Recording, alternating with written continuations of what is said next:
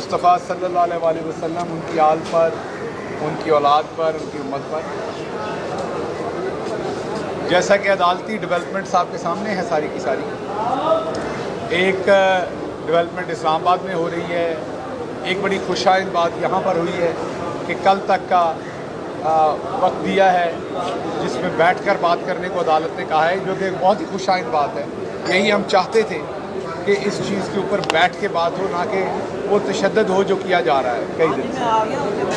मैं ज़ाती तौर पर हाज़िर हुआ था अदालत में, क्योंकि मैं वाहिद हूँ पाकिस्तान तहरीक इंसाफ से भी और वैसे भी इस वक्त जिसके ऊपर बग़ैर किसी नैब के, बग़ैर किसी माली मुकदमे के मेरा नाम जो है वो ECL पे डाला हुआ है, जो मेरा एक फंडामेंटल राइट है।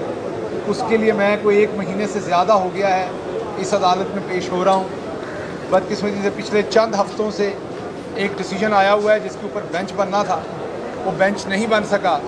आज दोबारा मैं ऑनरेबल चीफ जस्टिस साहब के सामने उनके दफ्तर में उनको दोबारा एक एप्लीकेशन दी है, ये उनकी खिदमत में एप्लीकेशन दी है कि उस बेंच को अब बना दिया जाए, क्योंकि 2 हफ्ते से ज़्यादा गुजर गया है, ताकि उस केस को सुना जा सके, क्योंकि उसकी वजह से मेरे जो बुनियादी हकूक़ है, फंडामेंटल राइट्स हैं, उनको मजरूह किया जा रहा है।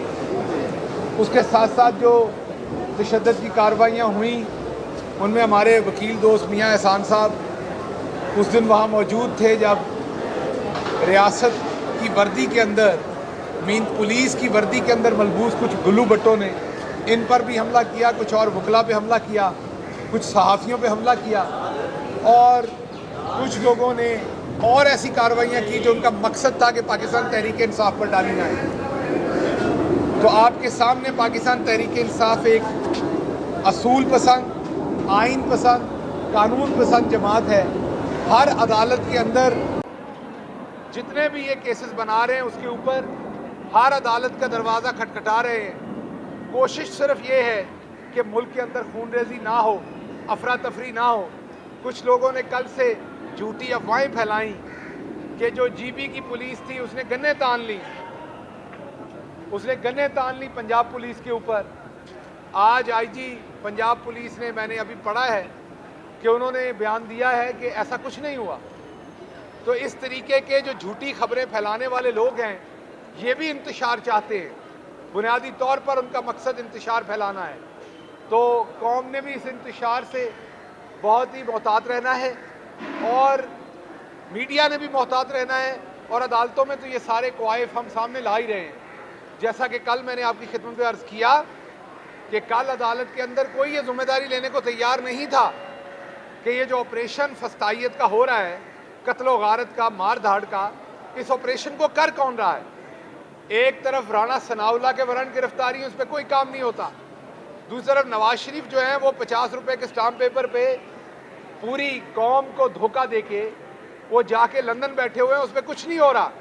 इमरान खान जिनके ऊपर एक जाली मुकदमा बनाया गया कि उन्होंने घड़ियाँ ली, तो तोशा खाने से तो तहाइफ और बहुत सारे लोगों ने लिए, उन पर मुकदमात नहीं है, उनके वारंट नहीं निकल रहे। तो उस जाली मुकदमे के अंदर वारंट जिसका मकसद इमरान खान साहब को पाबंद बनाना है कि वो अदालत आएँ, और वो ये वादा कर चुके हैं कि वो अदालत में जाएंगे, श्योरिटी बॉन्ड दे चुके हैं जो लाहौर हाई कोर्ट बार के प्रेसिडेंट हैं उनके थ्रू, लेकिन उसको मानने की बजाय वहाँ पर शेलिंग, वहाँ पर लाठी चार्ज, वहाँ पर हर किस्म का जुल्म किया गया और किया जाने का इरादा है। इसकी जितनी भी मजम्मत की जाए वो कम है। हम अदालत में भी अपनी लड़ाई लड़ेंगे। हम वकला का भी शुक्रिया अदा करते हैं जो हमारे साथ खड़े हुए हैं, सहाफ़ियों का शुक्रिया अदा करते हैं जिन्होंने इन मुश्किल हालात के अंदर सहाफ़त की जिम्मेदारियाँ अदा की हैं, और इंशाल्लाह कानूनी, आइनी और सियासी जंग जो है वो जारी रहेगी। अब मैं आता हूँ बाजी मरियम के जो पेपर्स उन्होंने जमा कराए हैं। बाजी मरियम ने एक तो पिछले दिनों में एक बारीक वारदात डाली, बड़ी बारीकी से उन्होंने एक झूठ बोला कि मेरा 11 साला सियासी तजर्बा, कि हम तो 3-4 साल से ही बाजी मरियम को सियासी उफक पे देख रहे हैं। ये 11 साल पहले किसी लेबॉर्ट्री के अंदर मरियम बाजी बैठ के सियासत का कोई मुरक्कब बना रही थी, तो उसका मुझे नहीं पता। किसी माहिर साइंसदान की तरह वो कोई सियासी फार्मूला ईजाद कर रही थी किसी लेबॉर्ट्री के अंदर छुप छुपा के, तो उसका मुझे नहीं पता।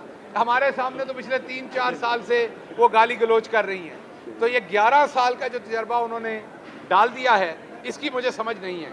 आज उन्होंने 3 हलकों में पता चला है कि अपने जो पेपर्स हैं वो जमा कराएं। आप पेपर्स उनकी कॉपी हासिल करते हैं, देखते हैं कि क्या पेपर्स में भी उन्होंने यही लिखा है कि मेरी लंदन तो क्या पाकिस्तान में भी कोई प्रॉपर्टी नहीं है। देखते हैं कि क्या उन्होंने पेपर्स में ये लिखा है कि कैलबरी फॉन्ट मैंने कब इस्तेमाल किया था। देखते हैं कि उन्होंने पेपर्स के अंदर लिखा है कि वो जाली ट्रस्ट डीड कब बनाई गई थी। तो मरियम बाजी के पेपर्स देखने पड़ने हैं, बड़ी महारत के साथ, बड़े अच्छे वकला को उन पेपर्स को दिखाएंगे। और अगर उन्होंने ना लिखा ये बात, अगर तो उन्होंने अपने पेपर्स में ये लिख दिया कि मेरी लंदन तो क्या पाकिस्तान में भी कोई प्रॉपर्टी नहीं और इसका एनओसी भी लगा दिया, फिर तो ठीक है। लेकिन अगर उन्होंने अपनी कोई प्रॉपर्टीज दी तो फिर पाकिस्तान तहरीक इंसाफ उनकी वो वीडियो ज़रूर देगी इलेक्शन कमीशन को, जिसमें वो कह रही हैं कि मेरी लंदन तो क्या पाकिस्तान में भी कोई प्रॉपर्टी नहीं। और अगर उन्होंने कुछ प्रॉपर्टी अपने कागजात में क्लेम की है तो फिर हम कहेंगे कि वो प्रॉपर्टी जो है वो किसी चैरिटी को, किसी यतीम खाने को, किसी और अथॉरिटी को दे दी जाए आवाम की देखभाल के लिए, क्योंकि मरियम बाजी तो पहले ही कह चुकी हैं कि वो मेरी प्रॉपर्टी नहीं है। उसके अलावा ये भी पता चला है हमें कि किसी शख्सियत ने, मैं किसी का नाम नहीं ले रहा, बाद में गुस्सा कर जाते हैं लोग, किसी शख्सियत ने तोशा खाने से जुए मारने वाला शैम्पू भी इशू करवाया है और वो तोहफातन मिला था और वो साथ ले गए। अब ये पता करवाना मौजूदा हुकूमत का काम है कि वो कौन सी शख्सियत है जिसने जुए मारने वाला शैम्पू भी नहीं छोड़ा तोशा खाने में। ये ज़रा पता करें कि किसको इसकी ज़रूरत थी। बहुत शुक्रिया।